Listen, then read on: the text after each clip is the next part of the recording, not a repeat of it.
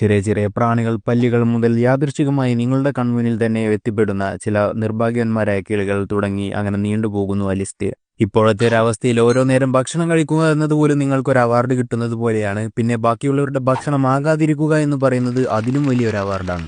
പക്ഷെ എന്നും വെച്ച് ഇങ്ങനെ തന്നെ അങ്ങ് ജീവിച്ച് പോകാമെന്നൊന്നും നിങ്ങൾ വ്യാമോഹം വെക്കാൻ പാടില്ല. കാരണം ഇന്നല്ലെങ്കിൽ നാളെ നിങ്ങൾ നിലത്തിറങ്ങിയിട്ട് തന്നെ വരും.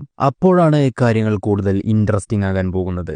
ഇപ്പോൾ നിങ്ങൾ ആ പഴയ മരത്തിൽ പറ്റി പിടിച്ചിരുന്ന ജീവൻ മരണ പോരാട്ടം നടത്തിയിരുന്ന കുഞ്ഞി കൊമഡോ ഡ്രാഗൺ അല്ല.